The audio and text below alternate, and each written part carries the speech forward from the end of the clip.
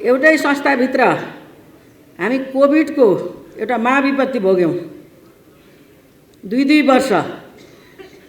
अनि हामी गत वैशाखमा स्थानीय निर्वाचन र अब 3 महिनामा सङ्घ र प्रदेशको निर्वाचन गर्दैछौँ। त्यो आर्थिक हिसाबले थप व्ययभार हो। त्यसका बावजुद पनि सरकारले 15% कर्मचारीको तलब बढाएको कुरा बिर्सेर अनि यहाँ फेरि अर्को बोनसको कुरा जुन ढङ्गले उड्दैछ, म त आश्चर्य लाग्छ। यो देशमा 3 करोड जनता छैनन्? यो विद्युत प्राधिकरणमा छिर्न नपाएर अरबका खाडीमा जाने 40 लाख युवाहरूलाई एकचोटि सोच्नुहोस् त। सोचनीय कुरो होइन?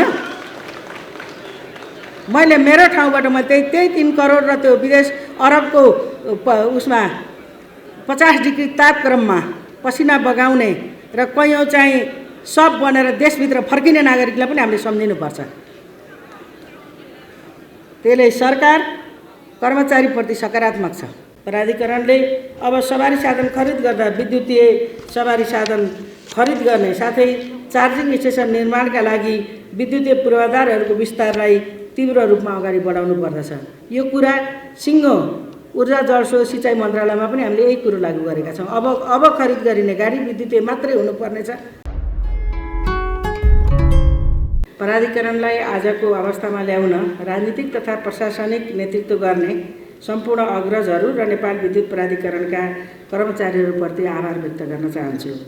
नेपाल विद्युत उत्पादन र वितरणको 111 वर्षको इतिहासमा सुरुमा राजा महाराजाका दरबारहरू अनि मुख्य सहरहरू जिल्ला सदरमुकाम हुँदै अब धन्नै सबै प्रकारको विद्युत प्राधिकरण र अन्य वैकल्पिक गर्दा धन्नै 95% जनताको घरसम्म विद्युत जडान गर्न हामी सफल भएका छौँ। आजको यो अवस्थासम्म ल्याउन नेपाल विद्युत प्राधिकरणले खेलेको भूमिका ज्यादै महत्त्वपूर्ण छ।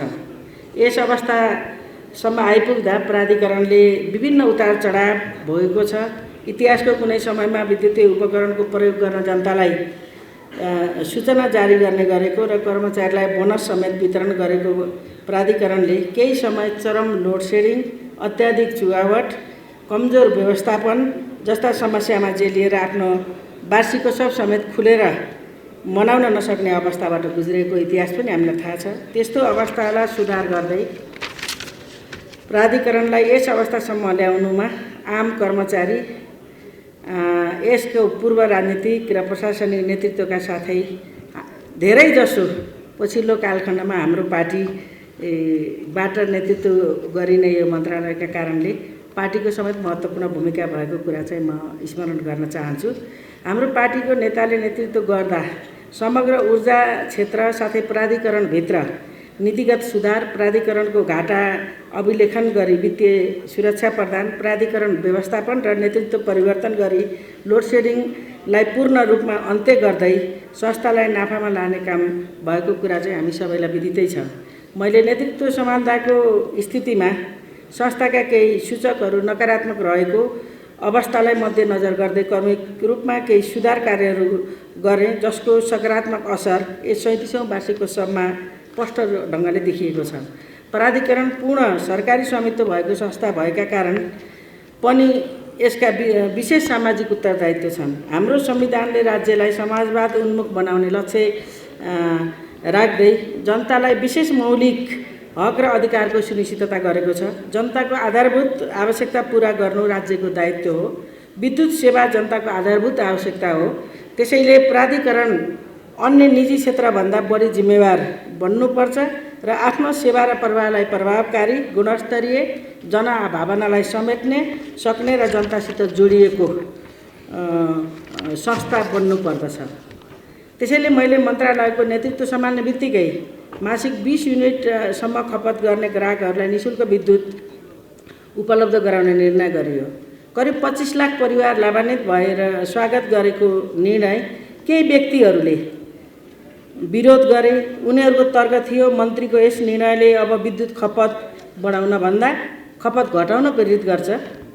तर हामीले गरेको विद्युत खपत बढाउने कार्यक्रम प्रचार प्रसार र धेरै विद्युत खपत गर्ने ग्राहकको समेत महसुल घटाउने निर्णयले गत वर्षसम्म मासिक 20 युनिट खपत गर्ने ग्राहकको सङ्ख्या अहिले घटेको छ। हामीले निर्णय गर्दा 26 लाख थियो, अहिले त्यो जम्मा 20 युनिट बाँड्ने 18 लाखमा झरेको छ। विदेशी ग्यास छोडौँ स्वदेशी बिजुली जोडौँ भन्ने नाराका साथ विद्युतीय चुलोको प्रयोग बढाउँदै लाने योजनालाई अझ प्रभावकारी ढङ्गबाट अघि बढाउनु पर्नेछ। यसका लागि धेरै विद्युत खपत गर्ने ग्राहकलाई विद्युत महसुलमा सुविधा दिने निर्णय समेत गरिसकिएको छ। यसबाट ग्यास खरिद बापत विदेशी नै पुँजी नेपालमै बस्छ, विद्युत खपत बढ्छ, साथै निकट भविष्यमा खेर जान सक्ने विद्युतको उपयोग हुनेछ र भविष्यको आम्दानी समेत अझ बढ्नेछ। त्यसै गरी देशको ठुलो रकम कृषिजन्य वस्तुको आयातमा खर्च हुने गरेको हालको वास्तविकतालाई परिवर्तन गरी देशलाई कृषिमा आत्मनिर्भर बनाउन जरुरी छ। त्यसका लागि मन्त्रालयले खेतीयोग्य जमिनमा सिँचाइ पुर्याउने उद्देश्यले कार्यक्रम सञ्चालन गरिरहेको छ, जसबाट जमिनको उत्पादक क्षमता वृद्धि हुन्छ र कृषिमा आत्मनिर्भर बन्ने राष्ट्रिय आवश्यकता पुरा गर्न सकिन्छ। अब नहर तथा कुलोबाट सिँचाइ हुन नसक्ने कृषियोग्य जमिनमा सिँचाइ फिडर जडान गर्दै कृषि विद्युतीकरण गर्ने कार्यलाई प्राथमिकतामा राख्नुपर्दछ। त्यसैका लागि सिँचाइमा प्रयोग हुने विद्युतमा उल्लेख्य महसुल घटाउने निर्णय गरिसकिएको छ। 2 वर्षभित्र देशलाई पूर्ण विद्युतीकरण गर्ने राष्ट्रिय लक्ष्यलाई सम्पन्न गर्न नेपाल विद्युत प्राधिकरण र वैकल्पिक ऊर्जा प्रवर्धन केन्द्रले गर्ने कामको क्षेत्र निर्धारण गरिएको छ। प्राधिकरणले गर्ने क्षेत्रहरूमा विद्युतीकरणका लागि तुरुन्त ठेक्का गर्न, साथै ठेकेदारहरूबाट हुने गरेका ढिलासुस्तीका गुनासा देशैभरिबाट आउने गरेको हुँदा त्यस्ता गुनासा समाधान गरी तुरुन्त काम सम्पन्न गर्ने वातावरण बनाउन प्राधिकरण चनाखो हुनुपर्ने भएको छ। जलाशययुक्त र अर्ध जलाशययुक्त आयोजनाहरूको निर्माणलाई सरकारले प्राथमिकतामा राखेको छ। हालै मात्र मन्त्री परिषदबाट बुढी गण्डकी आयोजनालाई कम्पनी मोडलमा निर्माण गर्ने निर्णय गरिएको छ। यसमा नेपाल विद्युत प्राधिकरणको समेत सेयर रहने व्यवस्था गरिएको छ।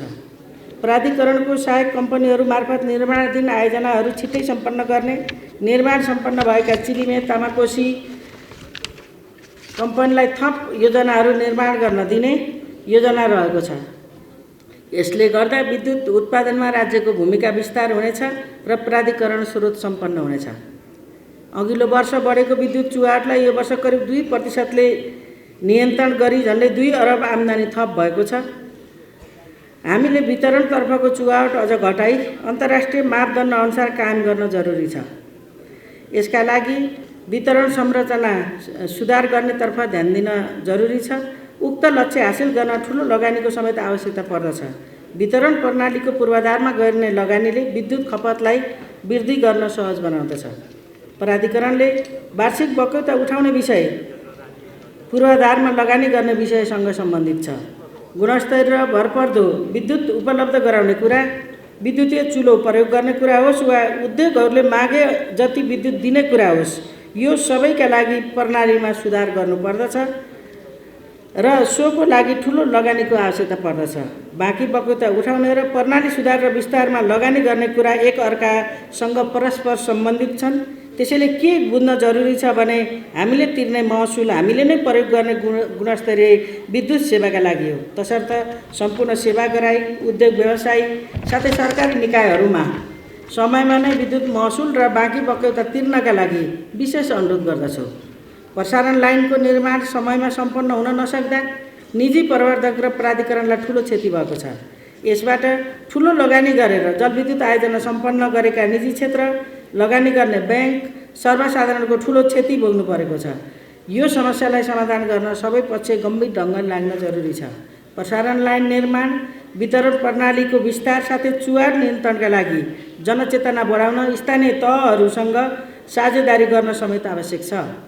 प्रसारण लाइन निर्माणमा आउने समस्या कुनै ठाउँ, कुनै आयोजना वा व्यक्ति विशेषको मात्र कदापि होइन।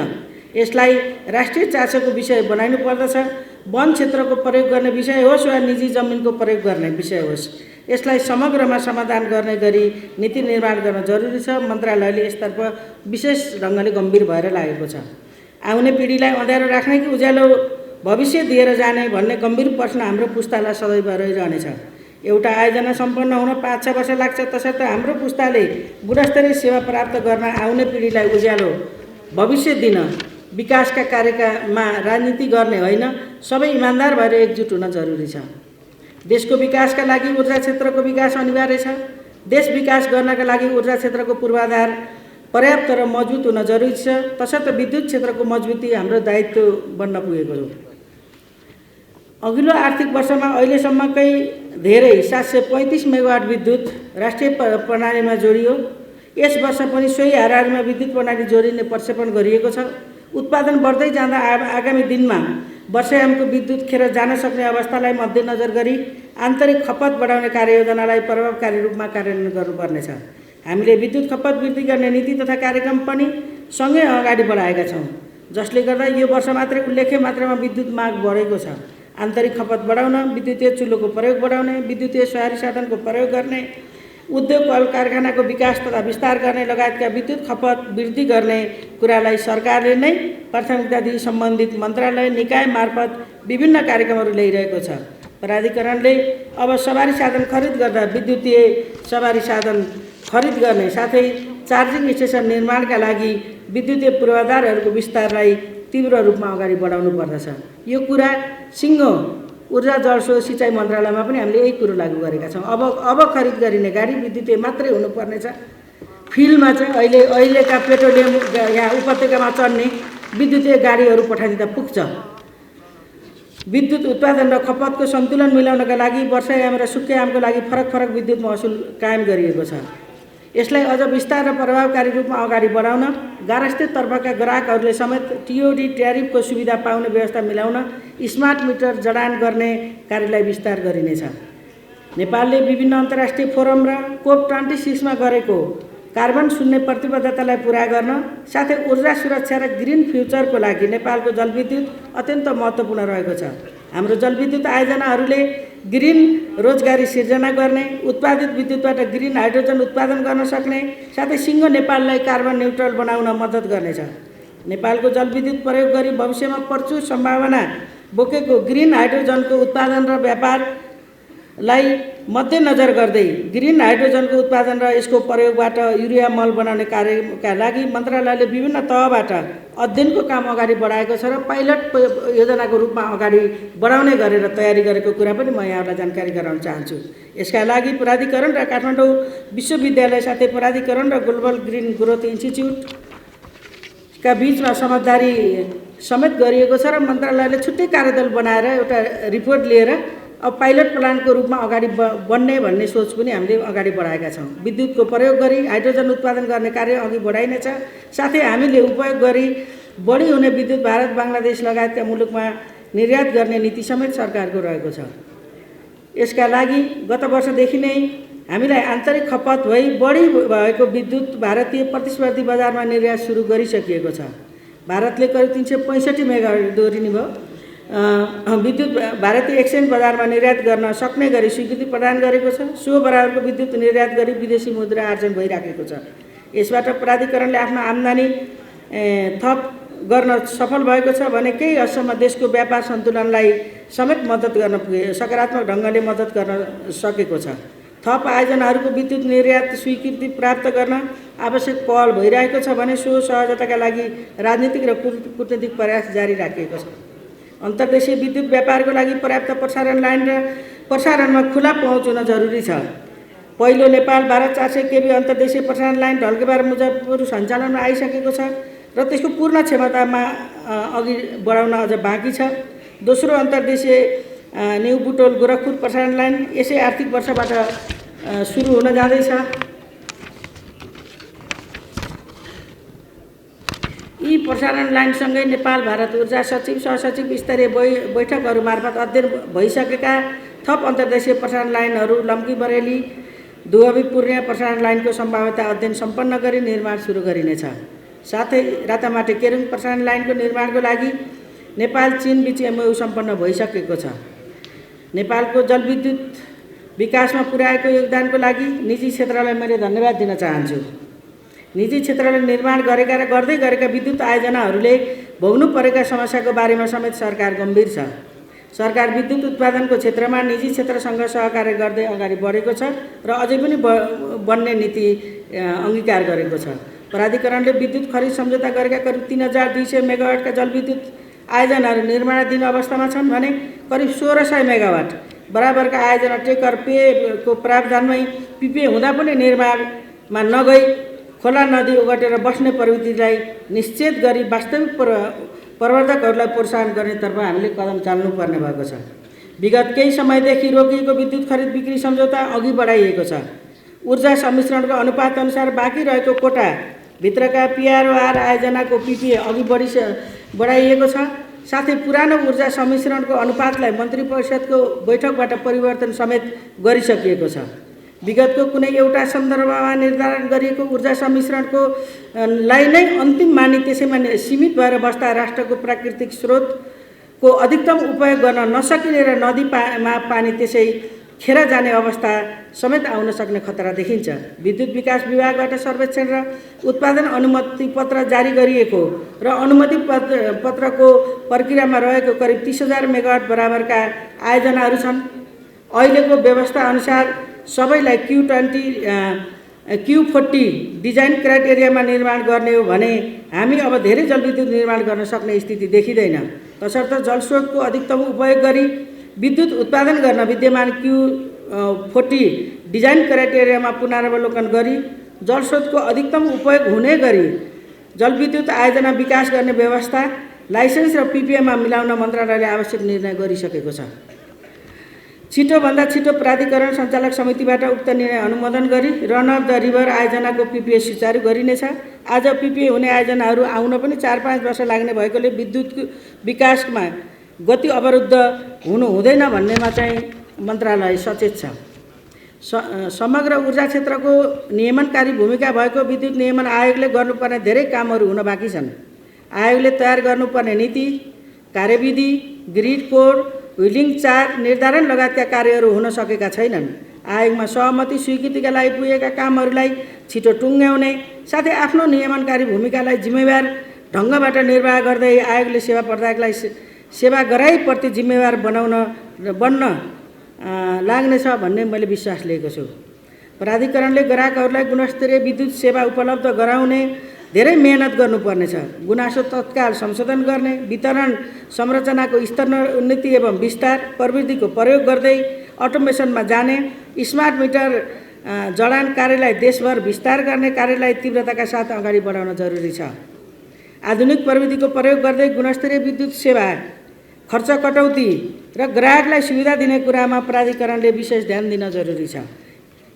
स्मार्ट मिटरको लागि प्रयोग हुने फ्रिक्वेन्सी प्राधिकरणलाई उपलब्ध गराउन छलफल गरी कार्यान्वयनका लागि अब अन्तिम चरणमा पुर्याइएको छ। प्राधिकरणको चरम लोड सेडिङको अवस्थामा बनाइएको विद्युत खपतलाई निरुत्साहित गर्ने वितरण विनियमलाई मेरै अध्यक्षतामा सञ्चालक समितिबाट परिवर्तन गरी वितरणमुखी र विद्युत खपतलाई प्रोत्साहन गर्ने बनाइएको छ। विनिमयमा अब सबैलाई 100 kVA सम्म को चार्जिङ स्टेसन र कृषक सहकारीबाट सञ्चालित दुग्ध चिस्यान केन्द्र, कोल्ड स्टोरेजहरूलाई 200 kVA सम्म लोड प्राधिकरणले नै ट्रान्सफर्मरबाट दिने, अपार्टमेन्ट भाडामा बस्नेलाई छुट्टै मिटर दिने लगायतका व्यवस्था गरेका छौँ।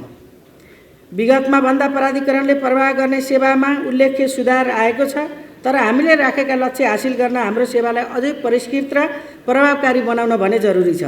अब प्राधिकरणले ग्राहकहरूलाई विद्युत खपत बढाउन, विद्युतीय उपकरणको प्रयोग गर्न प्राविधिक सहयोग दिने, सल्लाह सुझाव दिने, विद्युतीय उपकरणहरूको प्रयोगबाट हुने आर्थिक लाभ, समयको बचत लगायतका फाइदाहरूको बारेमा सेवाग्राहीलाई जानकारी गराउने साथै विद्युत खपत गर्न प्रोत्साहित गर्ने गरी छुट्टै डेस्क खडा गरी सेवा प्रवाह गर्न समेत म अनुरोध गर्दछु। हामीले नियम विनिमय त परिवर्तन गऱ्यौँ, अब सोही अनुसार कर्मचारीको सोच र काम गर्ने शैली पनि परिवर्तन गर्न जरुरी छ। मन्त्रालय, मन्त्री, प्राधिकरण, व्यवस्थापनले विद्युत खपत गर्नुहोस्, चाहे जति लोड स्वीकृति लिनुहोस् भन्दै हरेक कार्यक्रममा आह्वान गर्दै हिँड्ने, तलका कार्यालयमा एउटा 3 फेज मिटर माग्दा भोल्टेज पुगेन ट्रान्सफर्मर थपिदेऊ भन्दा महिनौ कुर्नुपर्ने अवस्था अझै पनि विद्यमान छ। अबका दिन यस्तो व्यवहार र सेवा प्रवाहको शैली परिवर्तन गर्न जरुरी छ।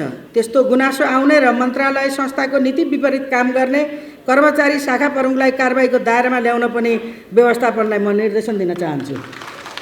मलाई थाहा छ एक ठाउँमा 6 महिनादेखि 3 फेज मागेको त्यो अझै पुरा भएको छैन। कुनै मनोजीका अहिले पछिल्लो रिपोर्ट होला। काम केन्द्रमा गर्ने तर भत्ता स्थानीय खाने, स्थानीय स्तरको खाने प्रवृत्ति राम्रो होइन। साथै सञ्चालनै नभएका आयोजनामा भत्ता सुविधाको लागि मात्र जाने प्रवृत्तिलाई पनि हामीले अन्त्य गर्नुपर्छ। संस्थाको विकास, गुणस्तरीय सेवा साथै कर्मचारीहरूको सेवा सुविधा र वित्तीय विकासमा पनि मेरो त्यत्तिकै ध्यान गएको छ। यहाँ अहिले नेता साथीहरूले बोल्नुभयो, मलाई पोहोर कसैले भनेको थिएन। म भर्खर आएको 1 महिना भएको थियो। मैले जिन्दगीमा जुन वर्ग र जुन समुदायलाई केन्द्रित गरेर मैले आफूले राजनीति गरेँ, मैले दैनिक ज्यालादारी भनेर गर्मीका घाम, बर्खाका पानी, पुसमाघको चिसोमा फिल्डमा जाने दैनिक ज्यालादारी राख्ने यो प्रथा नै राम्रो थिएन। अब राखिसकेको छ। तर चाउरी परेको अनुहार, फुलेको कपाल लिएर वृद्ध भत्ता लेखाउन जान नपरोस्, मैले केही निर्णय गर्छु भनेको थिएँ। र त्यही निर्णय अनुरूपै मैले व्यवस्थापन समितिभित्र मैले एउटा कार्यदल बनाएँ। मैले तपाईँसित जस्तै छिटो निर्णय होस् भनेर अपेक्षा गरेको थिएँ। झन्डै 10 महिनापछि हामीले त्यो रिपोर्ट पाएका छौँ। र अब त्यसलाई चाहिँ हामी सकारात्मक ढङ्गले सम्बोधन गर्नका निम्ति 1 महिनाभित्र कार्यविधि तय गरियोस् भनेर त्यही कार्यदललाई मैले समय किटान गरेर सबभन्दा पछिल्लो सञ्चालक समितिको बोर्डको बैठकमा निर्णय गरेको जानकारी गराउँछु। किनकि एउटै संस्थाभित्र हामी कोभिडको एउटा महाविपत्ति भोग्यौँ 2 वर्ष।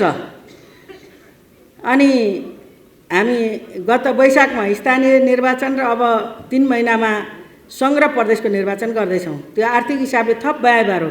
त्यसका बावजुद पनि सरकारले 15% कर्मचारीको तलब बढाएको कुरा बिर्सेर अनि यहाँ फेरि अर्को बोनसको कुरा जुन ढङ्गले उठ्दैछ, म त आश्चर्य लाग्छ। यो देशमा 3 करोड जनता छैनन्? यो विद्युत प्राधिकरणमा छिर्न नपाएर अरबका खाडीमा जाने 40 लाख युवाहरूलाई एकचोटि सोच्नुहोस् त। सोचनीय कुरो होइन? मैले मेरो ठाउँबाट त्यही 3 करोड र त्यो विदेश अरबको उसमा 50 डिग्री तापक्रममा पसिना बगाउने र कैयौँ चाहिँ सब बनेर देशभित्र फर्किने नागरिकलाई पनि हामीले सम्झिनुपर्छ। त्यसले सरकार कर्मचारीप्रति सकारात्मक छ हो। सबैलाई 15 छ। यदि सामाजिक न्यायको हिसाबले हो भने तलकालाई अलि धेरै, माथिकोलाई थोरै हुन्थ्यो, बढाउनु पर्थ्यो। एउटा लमसममा 15% तलब सरकारले थपेको छ। योभन्दा अहिले अर्को ढङ्गले आर्थिक माग राख्ने कुरा राम्रो होइन। एनए नाफामा गएको छ। त्यो चाहिँ सेवा विस्तार र सेवाको गुणस्तरीयमा लगाउनका निम्ति चाहिँ बडो तन मनले लगाउँ। पहिला देश बनाइहालौँ न, सबैका विद्युत पुर्याउँ र सबैले ऊर्जाका रूपमा सबै विद्युतीय ऊर्जा खपत गर्ने बनाऊँ। तलब त हिजो घाटामा एनए जाँदा पनि तलबै खुवाएको हो र अहिले बढ्दै जाँदा पनि खुवाइएको छ। म विशेष आग्रह गर्न चाहन्छु साथीहरूलाई, एकचोटि हामी कर्मचारी मात्रै नबनाऊँ, यो देशका देशभक्त नागरिक पनि बनाऊँ। निश्चय पनि म चाहिँ कर्मचारी साथीहरूको हितप्रति मेरो चासो छ। अझ निम्न वैतनिक तल्लो तहका प्रति चाहिँ अझ बढी म चाहिँ संवेदनशील छु। संस्थाको विकास, गुणस्तरीय सेवा साथै कर्मचारीहरूको सेवा सुविधा र वित्तीय विकासमा पनि मेरो ध्यान त्यत्तिकै गर्छ। त्यसैले गत वर्ष 10,000 मात्रको वार्षिक यो उत्सवको भत्ता गर्नु त हामी योपालि 15,000 गराएका छौँ। त्यस्तै आधिकारिक ट्रेड युनियनले राखेका मागहरूलाई सम्बोधन गर्दै जीवन बिमा बापत कर्मचारीले पाउँदै गरेर आएको 42 महिना थियो हाम्रो। यहाँले 84 पनि कुरा उठाउन छ। भोलि पर्सि हामी 100 पनि गरौँला। देशको आर्थिक विकास र त्यसको सापेक्षतामा एनएले गरेको विकासको अनुपातमा अहिले हामीले 52 महिनाको चाहिँ जीवन बिमा दिने निर्णय गरेका छौँ।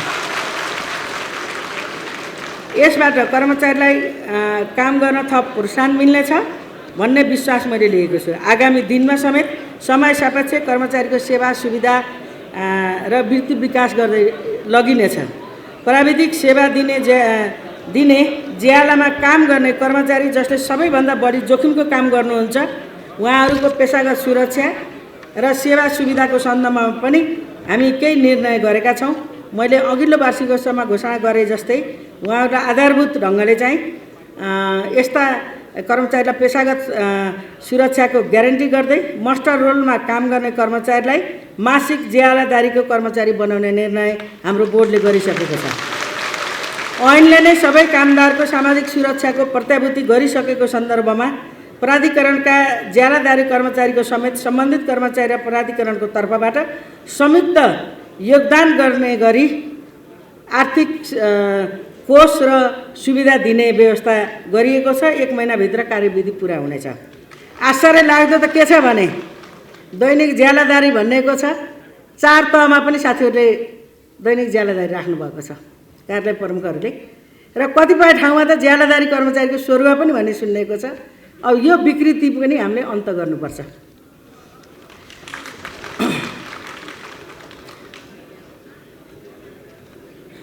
त्यसैले अब हाल कार्यरत कर्मचारीको अभिलेखीकरण गर्ने कार्यको लागि कार्यदल गठन गरिसकिएको छ। 1 महिनाभित्र त्यसले रिपोर्ट दिनेछ र हामी लागू गर्नेछौँ।